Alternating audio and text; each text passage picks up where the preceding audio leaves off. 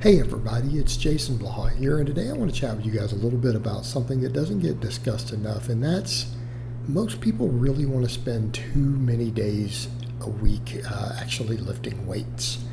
And I always tell people, look, 4 days is usually about the most that you want to do. And again, you'll get people say, well, I did this wrong, and I made these gains, and I did 5 or I did 6. And the questions I normally ask is, number one, how actually strong and advanced were you? And number two, how much stuff were you on? Number three, what would your lifestyle look like to be able to facilitate that while actually making gains? Okay, and I think one of the big ones that people forget, and this is one of the actual areas where I do think training matters if someone is natty or not. Okay, this is where it matters. I definitely think is the number of days a week that you train. Because again, what have I said? Look, if something works really well for someone who's natty, it'll work even better for someone who's enhanced. I don't think we disagree there. Any reasonable person's going to agree with that, right? Any programming that works really well for someone who's natty will work really well for someone who's throwing stuff in. All right, but it doesn't always work the other way. And I think usually too many days in the gym is one of those cases. Now I'll get people say, but these really advanced elite power lifters over here on Gear still are only doing 4 days of lifting and only conditioning on other days. Well, yeah, because they're really strong. And this is kind of the point we come back to. Has to do with total recovery relative to the workloads you're capable of generating. Okay?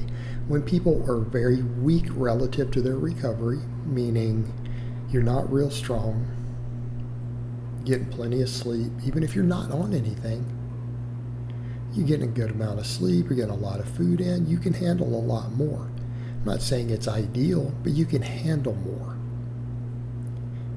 As you get stronger, the amount of workload that you're capable of generating on a set per set basis starts to really go up. Okay? It starts to really go up. Case in point in this video, you'll see me doing rep work with 405 on a beltless high bar squat. I'm over here repping out 225 on a pause to incline. Not best in the world numbers, but for a 46-year-old, they're pretty dang good. But this is way beyond what anyone's going to be hitting in their first couple years in the gym. Okay, so it's a perfect example, and it's before you get to people who are crazy strong. I'm generating a lot of tonnage. I think this set here is probably something like either a 6 or an 8 rep set, 225 on an incline. So I've done up to 8 or 9 occasionally. All right? It's a lot of workload. All right? Same thing, you'll see me in a minute doing deficit deadlifts with 500 pounds, doing high bar squats at 405. These are work sets, not maxes. It's a lot of tonnage, guys. It is a lot of tonnage to recover from. Now, when you get to say my level, you're not going to be able to come in and put the number of hours in that you did when you were weak. Okay? If a heavy work set for you is 1 plate per side on the flat bench, 2 plates a side on the squat, yeah, you can get away with a lot because you're not beating your recovery up that much set per set. As we get more advanced, we need those days off because the workloads that we're capable of generating. Okay?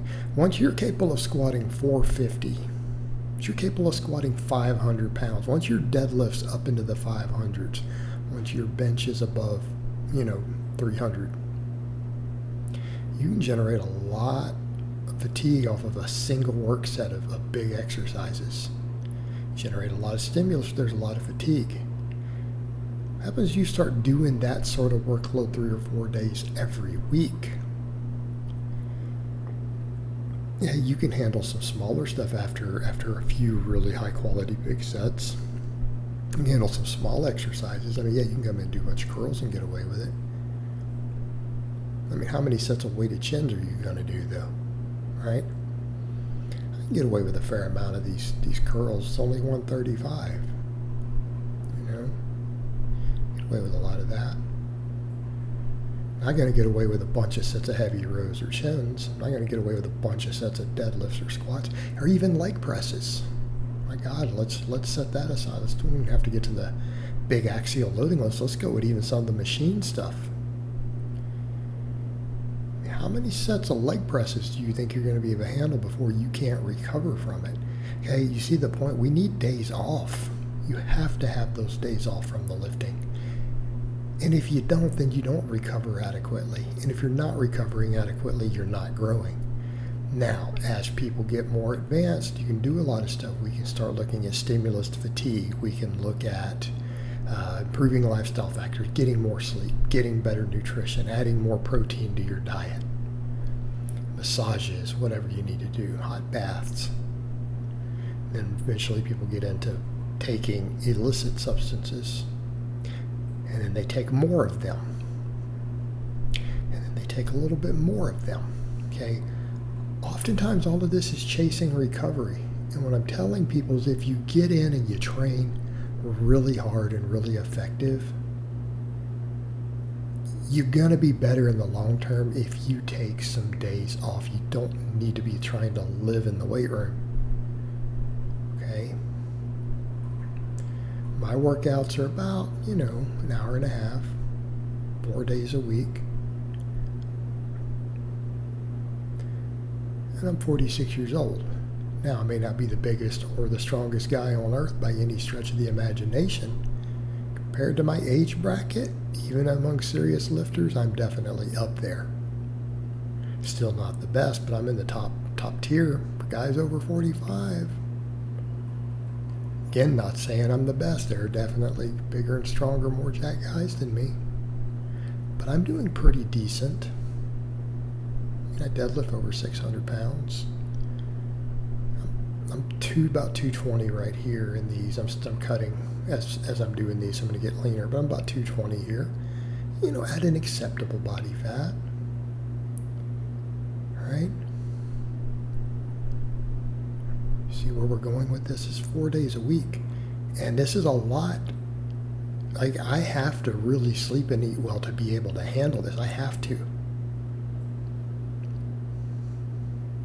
It's all that we need, guys. That's enough. That is enough to get it done. For a lot of you, you could probably get away with less. Some of that might be better spent doing endurance and conditioning work beyond that. Real good idea. Some of that can help you recover from your training better. All right, but we don't need to be living in the weight room. Stimulate, don't annihilate. All right, guys, but that's really all I have to say on that today. I hope it's been informative, and I'll talk to you guys next time.